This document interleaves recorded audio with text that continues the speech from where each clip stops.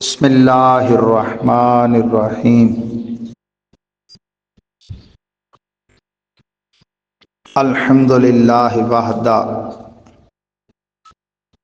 والصلاة والسلام علی من لا نبی بعدہ نحمدہ ونصلی ونسلم علی خاتم الانبیاء والمرسلین وعلی آلہ وصحبہ وأہل بیتہ اجمعین، اما بعد فاعوذ باللہ من الشیطان الرجیم، بسم اللہ الرحمن الرحیم۔ الف لام میم، ذالک الکتاب لا ریب فیہ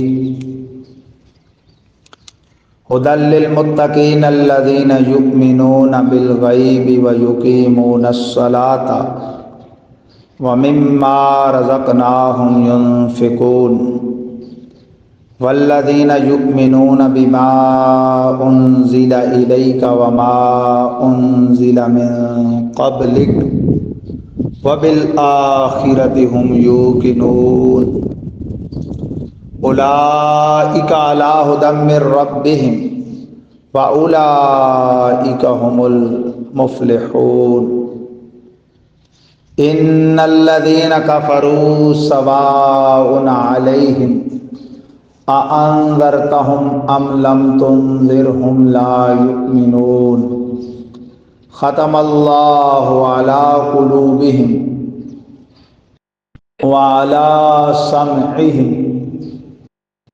وعلی ابصارہم غشاوہ وَلَهُمْ عَذَابٌ عَظِيمٌ۔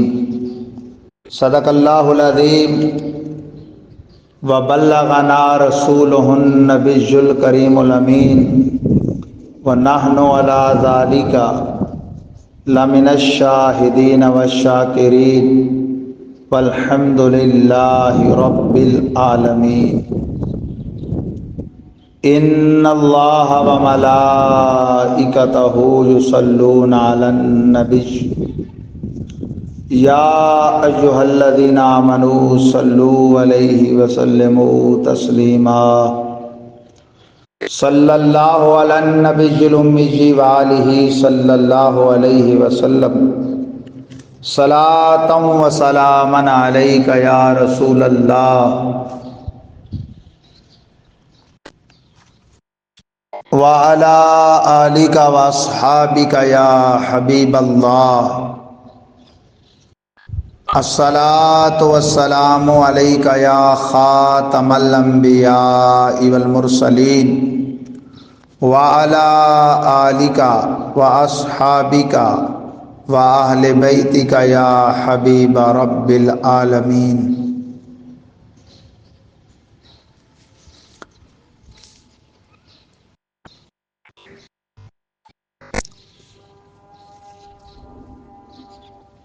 حمد باری تعالیٰ اور دربار رسالت مآب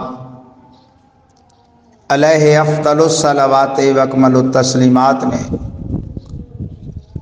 ہدیہ درود و سلام عرض کرنے کے بعد، گرامی قدر حضرات سامعین کرام،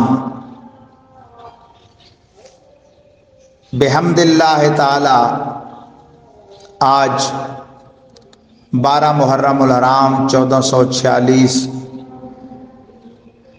سن ہجری مطابق 19 جولائی 2024 سن عیسوی جمعہ کا روز روشن ہے۔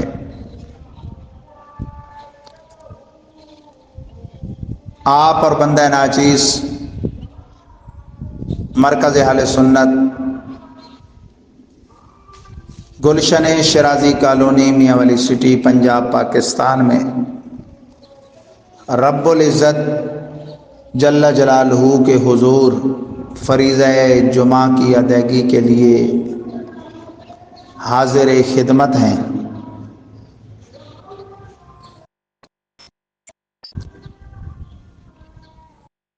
گزشتہ سے پیوستہ آج ہمارا عنوان سورۃ البقرہ آیت نمبر 1 تا 7 آیات سبع کا ترجمہ اور مختصر تشریح، توضیح، تفسیر و تعویل۔ گزشتہ جمعہ سورۃ الفاتحہ کا ترجمہ اور خلاصہ تفاسیر معتبرہ اور تعویلات معتبرہ پیش کیا گیا۔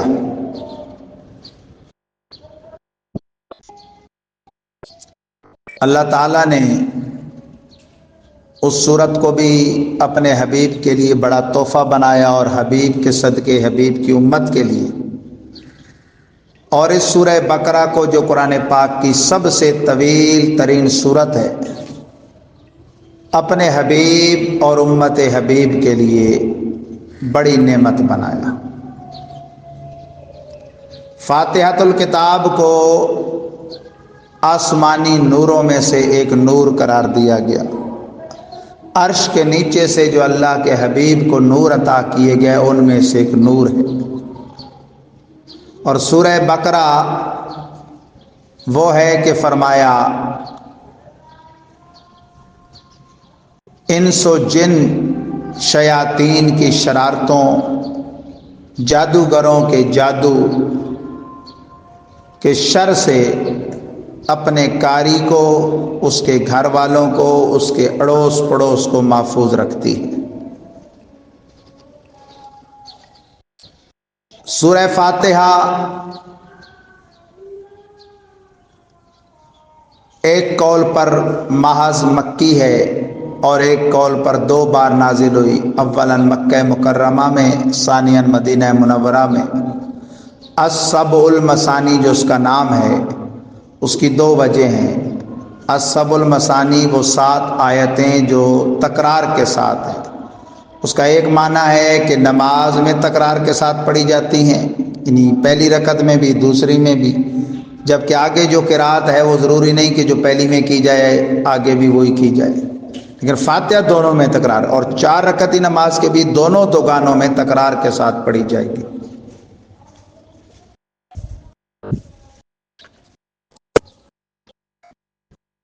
اور جبکہ سورہ بقرہ شریفہ وہ جو ہے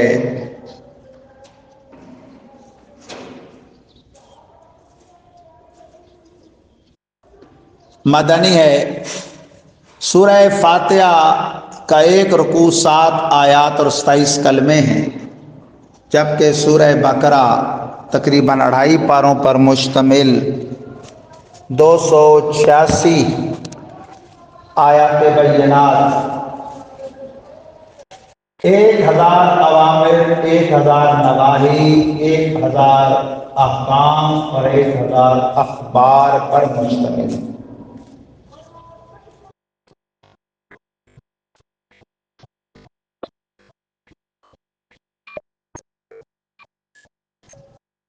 سورۃ البقرہ کو بقرہ کہنے کی ایک ہی وجہ ہے، نام بھی ایک ہے، وجہ تسمیہ بھی ایک،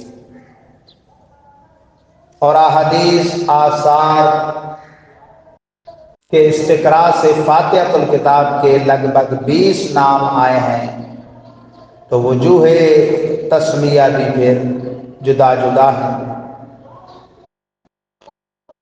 جن میں سے بعض کا بیان گزشتہ جمعہ مبارکہ تو ہو گیا، اور بعض کو تمہید میں اب بھی میں عرض کر دیتا ہوں۔ سورۃ البقرہ کو بقرہ اس لیے کہتے ہیں کہ البقرہ بمعنی گائے، عربی میں گائے کو کہتے ہیں البقرہ، اور بیل کو کہتے ہیں الجاموس، بھینس کو الجاموس اور بیل کو الثور۔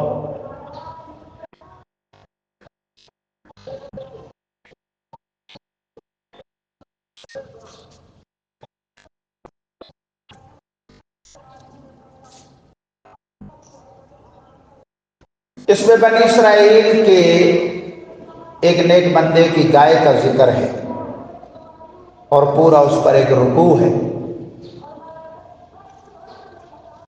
نما رکوع پارہ اول کا۔ اس میں البقرہ یعنی اسم بول کے کہیں اس کے فعل کو ذکر کر کے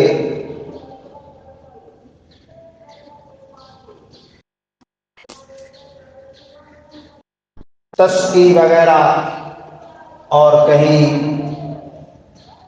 ہا ضمیر کے ذریعے اس کا ذکر کیا گیا۔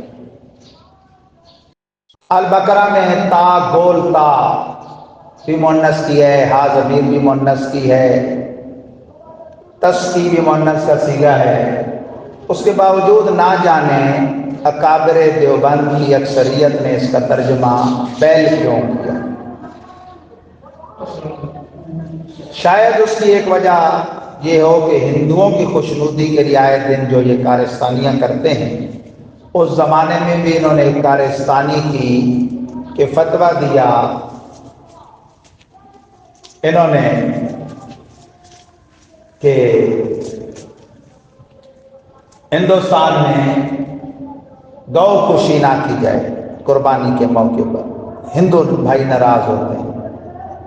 اب جب ترجمہ قرآن کرنے بیٹھے بڑے بڑے اکابر ملت دیابنا، تو قرآن پاک میں تو گائے کی ہی قربانی کا ذکر تھا،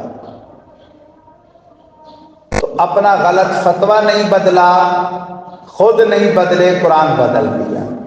بقول ڈاکٹر اقبال شاعر مشرق، کتنے بے توفیق ہوئے فقیہان حرم، کتنے بے توفیق ہوئے فقیہان حرم، خود بدلتے نہیں قرآن بدل دیتے۔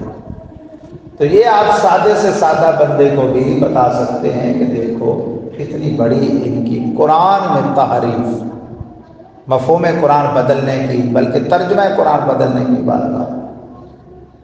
تو اس سے پہلے تمہیداً میں نے جیسا کہا کہ میں فاتحۃ الکتاب کے چند اسماء اور ان کی وجوہ تسمیہ کر دوں۔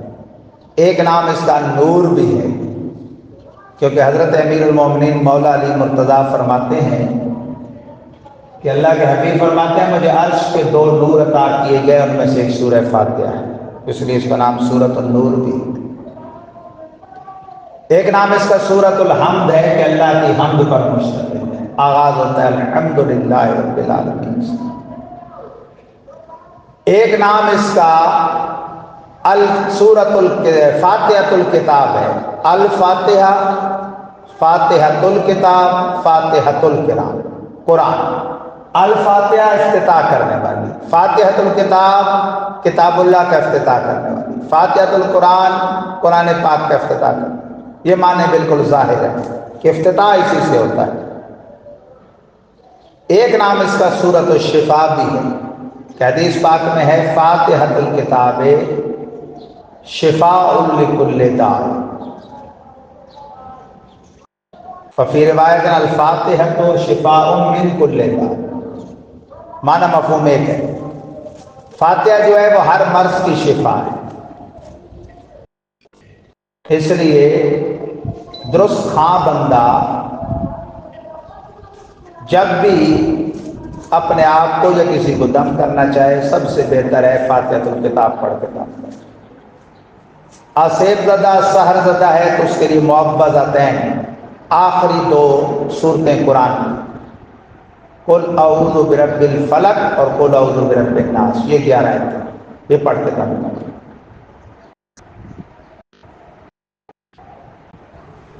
اسی طرح ایک نام اس کا ہے سورۃ الشافیہ، اور ایک نام ہے سورۃ الکافیہ، اور ایک ہے سورۃ الوافیہ۔ شافیہ شفا بخشنے والی وہ آپ سن چکے، کافیہ اور وافیہ تقریباً مترادف ہیں، پورا کرنے والی، پورا ہونے والی، کفایت کرنے والی، پورا کرنے والی۔ یہ سورت پورے قرآن پاک کے مضامین کی جامع ہونے کی وجہ سے کفایت کرنے والی ہے۔ سارے قرآن کا مفہوم اس میں، ساری آسمانی کتابوں انجیل، تورات، زبور اور سارے صحیفوں کا مفہوم مضمون قرآن میں، اس پورے کا مضمون فاتحہ میں، فاتحہ کا پورا مضمون فاتحہ کی بسم اللہ میں، اور اس کا پورا مضمون بائے بسم اللہ میں، اور اس کا پورا مضمون با کے نیچے کے نقطے۔ اور امیر المومنین مولا المسلمین کا مشہور فرمان حضرت مولا علی مرتضیٰ فرماتے ہیں نا نقطہ تو تحت البا، میں با کے نیچے کا نقطہ ہوں۔ مطلب کیا ہے؟ علم قرآن میرے سینے میں سارا موجود ہے۔ یہی وجہ ہے کہ صاحب قرآن صلی اللہ علیہ وسلم کے بعد بھری کائنات میں سلونی اما شئتم آپ نے فرمایا جو چاہو پوچھ لو مجھ سے۔ اور روح المعانی میں ہے کہ فرماتے ہیں صرف فاتحۃ الکتاب کی تفسیر کر دوں 70 اونٹ اس کے بوجھ تلے لگ جائیں، بھر جائیں اس کے بوجھ سے۔ ماشاءاللہ یہ سورت ہے فاتحہ، جس کے بعض اسماء گرامی ان کے وجوہ تسمیہ میں نے بتائی۔ سورت البقرہ کی ایک ہی وجہ تسمیہ ہے، تو اس میں البقرہ وہ بنی اسرائیل کی گائے کا ذکر ہے۔ ایک رکوع میں البقرہ، اسی طرح جناب فرمایا کہ تسقی الحرث، کھیتی کو وہ سیراب کرتی ہے۔ تسقی بنیادی سر پڑھنے والے طالب علم بھی جانتے ہیں، یس کی مذکر ہے اور تسقی بعد مؤنث غائب کسی کا ہے، تا علامت مضارع غائب کی شروع میں مؤنث کی، اور ہا ضمیر ادنا بچہ بھی جانتا ہے جو مبتدی ہے پہلے سال کا طالب علم کہ ہو مذکر کی ہا مؤنث، اس کے وجود اکابر دیوبند کے یہ ترجمہ اس کو بیل بنانا، گائے کو بیل بنانا۔ سمجھ تو آتا ہے نا کہ یہ چلو ایک غلطی کر گیا تھا، پہلی بات ہے کہ ایک کی غلطی بھی یہاں سمجھ نہیں آتی، لین لگ گئی، ڈپٹی نظیر ہو غیر مقلدین کا یا جاگرا کا شرف دی تھانوی ہو وغیرہ گھما آپ حیران رہ جائیں گے۔ پس منظر یہ ہے کہ ہندوؤں کی خوشنودی کے لیے جناب جیسے سکھوں کی میت میں ان کے بڑے انگریز کی میت میں سکھوں سے لڑتے ہوئے پنجاب داخل ہو گئے تھے، تو بالا کوٹ میں سرحد میں مارے گئے، پشتونوں پر دھاوا بول دیا، جو یہاں بھی گڑبڑ ہے۔ تو بہرحال ہم ترجمہ اور تفسیر کی طرف آتے ہیں، یہ میں نے ایک دن کا آپ کو دھوکہ بتا دیا، اور حملہ قرآن پاک پر۔ الف لام میم حروف مقطعات، امام قاضی بیضاوی، شیخ زادہ، محقق آلوسی وغیرہ ہم رحمہ اللہ فرماتے ہیں کہ یہ حروف تہجی جن سے صورتوں کا آغاز کیا گیا، کئی حکمتیں، کئی وجوہ ہیں۔ ایک بڑی وجہ یہ ہے کہ وہ عرب جو کہتے تھے کہ یہ حضرت محمد صلی اللہ علیہ وسلم اپنی طرف سے بنا کر لاتے ہیں، یہ خدا کا کلام نہیں، انہیں اس کے ذریعے چیلنج کیا گیا کہ یہ الف لام میم، یہ الف لام را، یہ ہا میم، یہ کاف ہا یا عین صاد، یہ نون، یہ کاف، یہ تمہاری زبان کے حروف تہجی ہیں۔ تو اگر یہ بندہ بشر خود بنا کے لاتا ہے تو تم بھی بندے بشر ہو، بنا کر لاؤ، دکھاؤ۔ کوئی اور زبان ہوتی تمہارا بہانہ چلتا، تمہاری زبان کے حروف تہجی۔ جب یہ اتری نا، یہود بے بہبود بے وقوف قوم، انہوں نے ابجد کے حساب نکالنے شروع کر دی۔ تفسیر بیضاوی شیخ زادہ میں وہ کہنے لگے الف کا حرف 1، لام کے 30، میم کے 40، 71۔ ہم ایسا دین کیوں مانیں جس کے کل سال ہی 71 ہے؟ پھر دو جہاں کے سردار صلی اللہ علیہ وسلم نے جب دیگر حروف مقطعات پڑھے نا، جو اللہ اور اس کے رسول کے درمیان اسرار ہیں، راز ہیں، جس کو چاہا اللہ نے اپنے حبیب کے واسطے سے آشنائی دے دی، وگرنہ ہر ایک کا معنی مطلب نہیں سمجھ۔ جب حضور نے پڑھا نا حامیم عین سین کاف، کاف ہا یا عین صاد، کہنے لگے ہم پر معاملہ مشتبہ ہو گیا۔ سرکار مسکرائے، بے وقوفو وہ معنی مطلب ہے ہی نہیں جو تم لے رہے۔ ذالک الکتاب لا ریب فیہ، وہ بلند رتبہ کتاب کوئی شک کی جگہ نہیں۔ ہدی للمتقین، ہدایت ہے واسطے ڈر والوں۔ کون؟ الذین یؤمنون بالغیب، ان ڈر والوں کی علامتیں سنتے جائیں۔ پہلی علامت یہ ہے کہ بے دیکھے ایمان ہے، اللہ کو نہیں دیکھا جنت کو نہیں دیکھا، دوزخ کو نہیں دیکھا، حشر نہیں دیکھا، نشر نہیں دیکھا، پل صراط نہیں دیکھا، میزان عمل نہیں دیکھا، حوض کوثر نہیں دیکھا، فرشتوں کو نہیں دیکھا، پہلے انبیاء و مرسلین کو نہیں دیکھا، لیکن بے دیکھے بھی اس محبوب کی آنکھوں کا اعتبار کرتے ہوئے کہ جنہوں نے اپنی آنکھوں سے اپنے رب کو بھی دیکھا ہے، جنت دوزخ کو بھی دیکھا ہے، ان کے کہنے پر مان کر بے دیکھے ایمان۔ وَيُقِيمُونَ الصَّلَاةَ، اور نماز قائم رکھتے ہیں، وَمِمَّا رَزَقْنَاهُمْ يُنْفِقُونَ، اور اس میں سے جو ہم نے دیا ان کو وہ خرچ کرتے ہیں، رب کے دیے سے رب کی راہ میں خرچ کرتے ہیں۔ وَالَّذِينَ يُؤْمِنُونَ بِمَا أُنزِلَ إِلَيْكَ وَمَا أُنزِلَ مِن قَبْلِكَ، اور وہ ہیں ڈر والے، وہ ہیں متقی، وہ ہیں تقوی والے، محبوب جو اس پر ایمان رکھتے ہیں جو آپ کی طرف اتارا گیا، یعنی قرآن مجید، اور ان پر بھی جو آپ سے پہلے اتارے گئے کلام، انجیل، تورات، زبور، وَبِالْآخِرَةِ هُمْ يُوقِنُونَ، اور آخرت پر یہی یقین ہے۔ یہ 5 علامتیں ہیں: ایمان بالغیب، اقامت صلاۃ، انفاق فی سبیل اللہ، ایمان بالقرآن اور ایمان بالکتب السماویہ، اور ایمان بالآخرہ۔ اب جزا کیا بنتی ہے سو کی؟ فرمایا اولئک علی ھدی من ربہم واولئک ھم المفلحون، یہی ہیں جو اپنے رب کی طرف سے ہدایت پر ہیں اور یہی فلاح پانے والے ہیں۔ یہ 5 آیات ابتدائی سورہ بقرہ کی ان کے بارے میں ہیں جو اندر باہر سے مومن، اقرار لسانی بھی کرتے ہیں، تصدیق قلبی، چٹے مومن۔ اگلی 2 آیتیں 6 7 ان الذین کفروا سے والا عذاب عظیم کا، ان کے بارے میں جو اندر باہر سے کافر ہیں، کالے کافر۔ آگے اگلے رکوع کی پوری 13 آیتیں ان کے بارے میں ہے جو اوپر سے ظاہر مومن بنتے تھے، اندر سے بباطن کافر۔ اقرار لسانی ان کا جھوٹ کے طور پر تھا، تصدیق نہیں تھی، یعنی چٹے مومن بننے والے اور اندر سے کالے کافر۔ تو فرمایا ذالک الکتاب لا ریب، یعنی فاتحۃ الکتاب کے بعد سب سے پہلے الف لام میم فرما کے ان کے کان بجا کے کھٹکھٹا کے فصحائے عرب اور بلغائے عرب کے، فصحائے قحطان و بلغائے عدنان کے کانوں کو بجا کر کہ تم جو کہتے ہو یہ حبیب اپنی طرف سے بنا کر لاتے ہیں، تو لاؤ، تمہاری زبان کے حروف تہجی سے آغاز ہو رہے ہیں، تم بھی بناؤ۔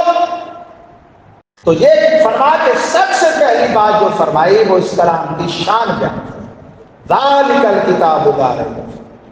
اب اس کا بھی آپ اکابر دیوبند کے اور دیگر اردو کے ترجمے اٹھا کے دیکھ لیں، سب یہی سمجھے ہیں کہ ذالک اس میں اشارہ بعید کا لایا گیا، لیکن بات چونکہ قریب والے کلام کے لیے ہے، جس کو آنکھیں دیکھ رہی ہیں، ہاتھ چھو رہے ہیں، زبان تلاوت کر رہی ہے، ہمارے نگاہوں کے سامنے ہے، اس لیے ذالک کا معنی یہاں ھذا والا۔ یہ بات ذرا سمجھ لیں تب سمجھ آئے گی۔ کسی بھی چیز کی طرف اشارہ کرنے کے لیے اسماء اشارہ ہوتے ہیں ہر زبان میں۔ اردو میں ہے اس اور اس، قریب کے لیے اس اور دور کے لیے اس، مذکر مؤنث کا فرق کیے بغیر۔ آگے چیز کا ذکر کریں تو پتہ چلتا ہے مذکر کی بات ہے یہ مؤنث کی۔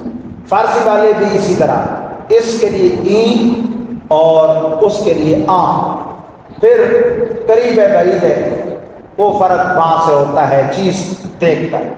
اور دونوں کی جمع، کہیں ای کی جمع ای ہاں اور آ کی آ، اور وہاں اس والے ان کہہ دیتے ہیں جمع کے لیے اور اس کے ان کہہ دیتے ہیں۔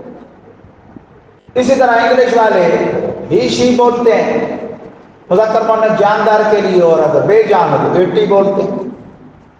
لیکن عربی والے کہ تو ہاں بڑی وسعت ہے، شے ہو قریب اور ہو مذکر کہتے ہیں ھذا، مؤنث ہو تو کہتے ہیں ھاذی،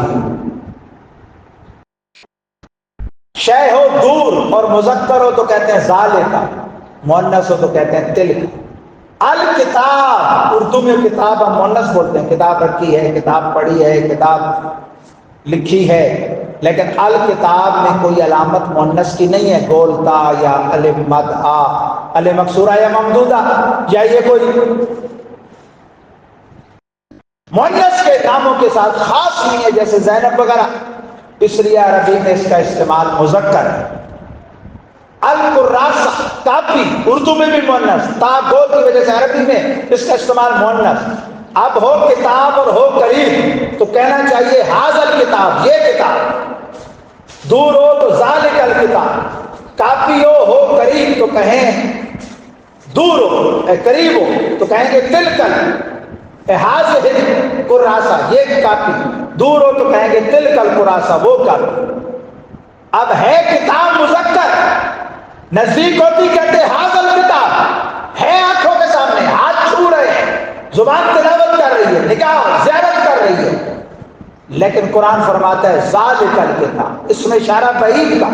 لوگ سمجھے کہ اس میں اشارہ وہ ہے معنی قریب والا ہے، یعنی ذالک حاضر کے معنی میں، یعنی اس کے معنی میں ہے، لیکن وہ جن کی نظر 14 صدیوں کے ذخیرہ کتب پر ہے، وہ امام عشق و محبت مجدد دین و ملت امام احمد رضا خان سمجھ کہ نہیں، معنی بھی دور کا ہے، لیکن وہ دوری ظاہر کی نہیں ہے، وہ دوری اس کے رتبے کی ہے، مرتبے کی ہے، کہ عقل انسانی کا پرندہ اڑتا چلا جائے، ہر آسمان کی سیر کر کے ان کو طے کر لے، قرآن کی عظمت کو نہیں پا سکتا۔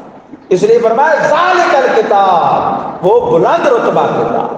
ایک لفظ رتبہ لا کے امام محقق آلوسی، امام قاضی بیضاوی، امام فخر الدین رازی، سب بزرگوں کی جو تقریریں تھیں اس کے مقام کی مرتبے کی بلندی پر، ان کا نچوڑ پیش کر لا رہے ہیں۔ اردو کے ترجمے اٹھا کے دیکھ لیں، سب نے ترجمہ کیے، اس میں شک نہیں۔ ابو جہل اٹھ کھڑا ہوتا ہے، کہتا ہے مجھے پوری ٹیم سمیت شک ہے، ابو لہب کہتا ہے مجھے پوری ٹیم سمیت شک ہے۔ قرآن نے اگر شک نہ لوگوں نے کیا ہوتا تو قرآن نے ذکر کیوں کیا ہوتا؟ وَإِن كُنتُمْ فِي رَيْبٍ مِّمَّا نَزَّلْنَا عَلَىٰ عَبْدِنَا فَأْتُوا بِسُورَةٍ مِّن مِّثْلِهِ وَادْعُوا شُهَدَاءَكُم مِّن دُونِ اللَّهِ إِن كُنتُمْ صَادِقِينَ۔ قرآن فرماتا ہے جماعت، وہ جماعت جن کو شک ہے کہ یہ حدیث اپنی طرف سے لاتے ہیں تو لاؤ ان کی مثال ایک سورت تم بھی لے اگر سچے ہو، اور اپنے سارے حمیتیوں کو بلا لو جو اللہ کے مد مقابل جھوٹے خدا بنا رکھے ہیں اگر سچے ہو۔ دیکھیں حضور بھی عربی ہے، تم بھی عربی ہو، جو کلام پیش کر رہے ہیں اس کے حروف تہجی الف لام میم وہی ہیں جو تمہارے ہیں، تو اگر خود بناتے ہیں تو تم بھی بڑے زبان دان کے دعوے رکھتے ہو، بنا کے لو۔ پتہ چلا شک کرنے والے تو تھے لیکن دعویٰ شک درست تھا، اس لیے امام نے ترجمہ کیا وہ بلند رتبہ کتاب شک کی جگہ ہے۔ میں آپ کو ایک سادی جھٹکی مثال سے سمجھاؤں۔ ایک آدمی کہتے ہیں مسجد میں گرد نہیں ہے، ریت نہیں ہے، مٹی نہیں ہے، اور ایک آدمی کہتا ہے کہ مسجد گرد و غبار کوڑا کرکٹ ڈالنے کی جگہ ہے۔ پہلے کی بات غلط ثابت ہو سکتی ہے کہ جس خطے میں یہ ہمارا یہ مرکز ہے اور یہاں جو ہوائیں آندیاں اٹھا کے ریت ڈالتی ہیں، یہاں تو یہ مسئلہ بڑی آسانی سے سمجھ آ جائے گا۔ امام صاحب کہیں گے جی اس میں ریت نہیں ہے، کبھی بھی اس کو بڑی مشکل ہے تو سچ ثابت کر دکھائیں۔ یہ کہنا ان کا سچ ہے کہ بھائی یہ ڈالنے کی جگہ نہیں، وہ پہلی درست نہیں، اس لیے کہ کوئی بدباطن ہو سکتا ہے اپنی بدباطنی سے اٹھا کے باہر کبھی ڈال دیں، لیکن یہ کہنا کہ یہ ڈالنے کی جگہ نہیں یہ درست ہے۔ تو قرآن میں بدباطنوں نے شک کیا، لیکن قرآن جائز شک فی ہے۔ چھٹی کلاس کا بچہ یا درس نامی کے پہلے سال کا بچہ جس کا مضمون عربی ہو، سکول والا ہو بھلے، اور یہ جو صرف نام پڑھتا ہے یہ جانتے ہیں کہ کلمہ فی آتا ہی ظرف کے، ظرف مکان یا ظرف زمان کے۔ مثلا ظرف زمان کی مثال ہے صمتو فی یوم الجمعہ، میں نے جمعہ کے دن میں روزہ رکھا، اور ظرف مکان کی مثال ہے دخلتو فی المسجد، میں مسجد میں داخل۔ یہ مکان بتا رہے ہیں، وہ فعل زمان بتا رہے ہیں کہ جمعہ روزے کا وقت کیا تھا، جمعہ تھا، داخل کہاں ہوا، جگہ کیا تھی، مسجد۔ فی بتا رہے ہیں تو قرآن فرماتا ہے وہ بلند رتبہ کتاب شک کی جگہ ہے۔ ہدی للمتقین مصدر مبنی للفاعل۔ قرآن ایک جگہ فرماتا ہے ہدی للناس، الناس عام ہے، مکی ہو یا مدنی، عربی ہو یا اجمی، مومن ہو یا کافر، سب کے لیے ہدایت ہے، اور یہاں فرماتا ہے متقیوں کے لیے ہدایت ہے۔ معنی کیا ہوگا؟ معنی یہ ہوگا جیسے کہتے ہیں بارش سب زمین کے لیے، یہ بھی ٹھیک ہے۔ ایک بندہ کہتا ہے بارش سبزوں کے لیے، کھیتوں کے لیے، یہ بھی ٹھیک ہے۔ معنی کیا ہے؟ پہلے کی بات کا مطلب ہے برستی ہر جگہ ہے یکساں، لیکن فائدہ دوسرے کی بات کا مطلب ہے فائدہ کھیتیاں اٹھاتی ہیں، گند اور گند بن جاتا ہے۔ اسی طرح فائدہ ان کو بھی دیتے ہیں۔ کافر کو کیا فائدہ ہے؟ اس کے ذریعے مان لاتا ہے۔ مومن کو کیا فائدہ ہے؟ علم کا، عمل کا۔ لیکن خاص فائدہ کس کو ہے؟ تقوی والا۔ وہ کون ہے؟ ایمان بالغیب والے، بے دیکھے ایمان ہے۔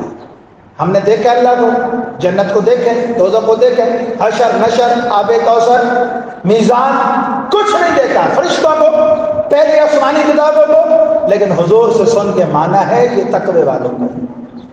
نماز قائم رکھتے ہیں، یہ نہیں فجر میں آئے زور میں گئے، زور پڑھی عصر میں گئے، عصر پڑھی مغرب گول کر دی، مغرب پڑھی عشاء میں سو گئے، عشاء پڑھی فجر میں نہیں اٹھے۔ نہیں، نمازیں پانچ اور اپنے آداب و شرائط کے ساتھ۔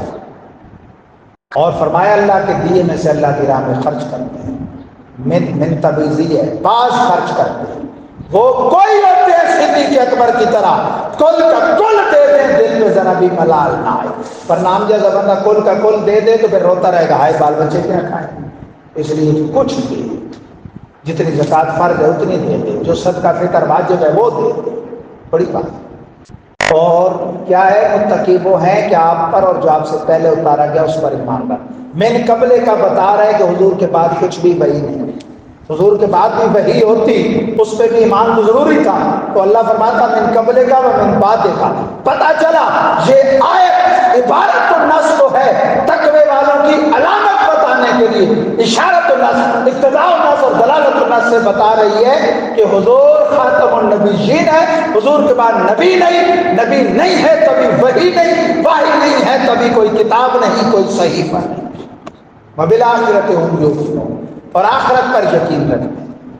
ایمان باللہ بھی ضروری ہے، ایمان بالآخرت بھی ضروری ہے، ایمان بالکتب، ایمان بالرسل، ایمان بالملائکہ، اچھی بری تقدیر پر ایمان، مرنے کے بعد جی اٹھنے پر ایمان، جو ایمان مجمل مفصل میں سکھایا جاتا ہے، ایمانیات و ضروریات کی جزا کیا ہے؟